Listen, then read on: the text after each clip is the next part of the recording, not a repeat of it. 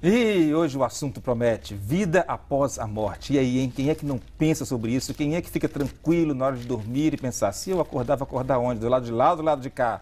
E o negócio é complicado, não é verdade? Pois é. Mas de repente não é tanto assim não. Porque quando a gente tem fé, a gente tem esperança. E quando tem esperança, nós temos o quê? O fôlego para continuar a vida. Assim eu acredito, tenho certeza que você também. Mas nós somos as ruas.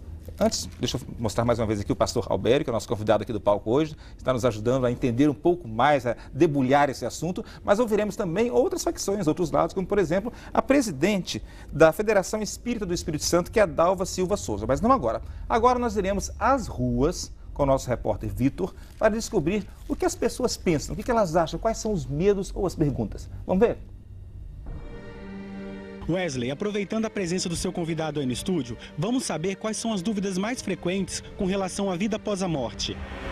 Se eu errar, eu posso pagar pelos meus erros na próxima vida? Eu posso pagar pelos erros dos meus antecedentes? O que acontece quando a gente morre? E todo mundo com medo de ir para o outro lado. Pois é, a pergunta dela, o que acontece quando a gente morre? Você já deu uma explicação, né? O senhor já deu uma explicação no bloco anterior, mas tem mais por aí. Querem saber se é possível pagar pelos erros dos seus antecessores. Antecedentes? Não sei como ela usou a palavra antecedentes, mas eu acho que é o seguinte, os parentes que já morreram, pai, mãe, a gente pode voltar e pagar pelos erros dele? Que história é essa? Não. Após a morte, depois da morte, segundo a Bíblia, vem o juízo de Deus. Não há como acertar contas depois da morte. Está escrito isso em Romanos? Romanos 9. Que é o homem é dado a morrer apenas uma só vez. E depois disso vem o juízo. Mas a doutrina é feita só em cima desse versículo?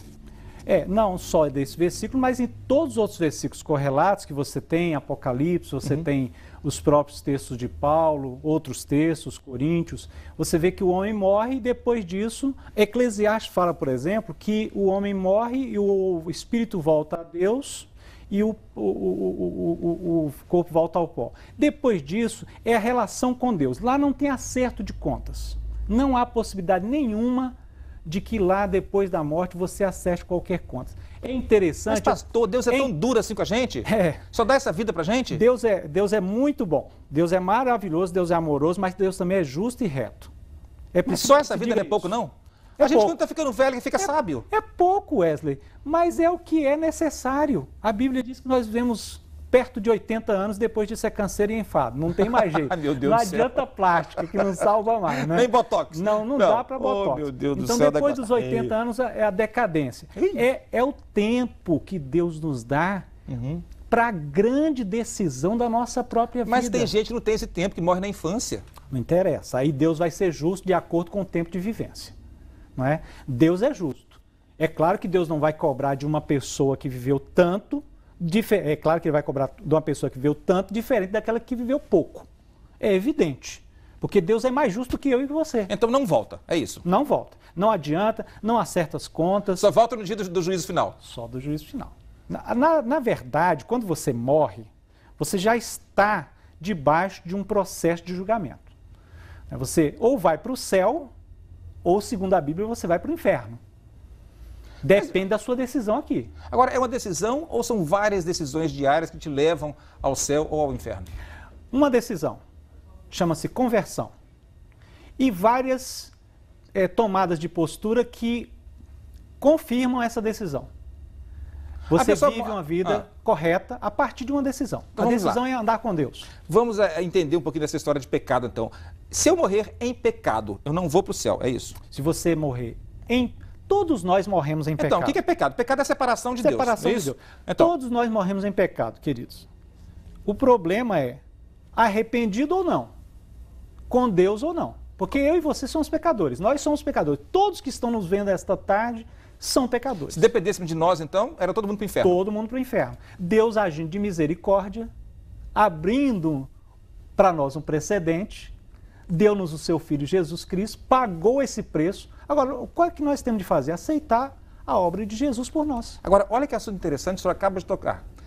Eu já ouvi pessoas contrárias à lei da reencarnação dizer que se a reencarnação valesse, ou seja, voltar na próxima vida para poder recuperar os seus erros, se refazer e crescer e melhorar e alcançar outros planos, por que Jesus teria vindo a este plano morrer por nós na cruz? Então, a reencarnação, ou o processo de voltar em outra vida, isso invalidaria o sacrifício de Jesus. E ela não tem fundamentação porque, veja só, se nós morremos e nascemos, todas as vezes que nascemos, segundo a Bíblia, nós nascemos em pecado. A Bíblia diz isso. O salmista diz. O nenenzinho tem pecado? Já nasce pecador. Ele nem abriu o olho. Por causa da herança que nós temos lá de Adão. Mas isso é justo? Queda. É. Não é uma questão de justiça, é uma questão de, vamos dizer assim, da própria essência do ser humano. Mas Deus é justo. Deus é justo. Deus, nesse sentido, disse lá no início de todas as coisas: Adão, não comerás desta árvore, porque se comeres dessa árvore morrerás. Ele foi lá e comeu, desobedeceu ao Senhor. Quer dizer, ele agiu com desobediência. A partir desse instante, a morte se instaurou. Aí e a morte em pecado, pelo fato de que Adão errou. Esta morte que vem, ela vem justamente por causa do pecado de Adão. E nós todos, indistintamente, bonitos, feios, ricos, pobres, cultos, incultos, qualquer pessoa que nasce sob essa herança adâmica. Não tem como fugir disso. Ai, Adão. Ô, Adão. É puxa. Terrível, tinha né? que fazer isso. Mas tinha é que comer verdade. Pastor, o senhor tem medo de morrer? Não tenho medo de morrer. Eu não tenho medo de morrer porque é a minha certeza na vida eterna. De que aqui é menos, muito menos, melhor do que o que nos espera. Tem medo talvez de sofrer, como todos nós, né?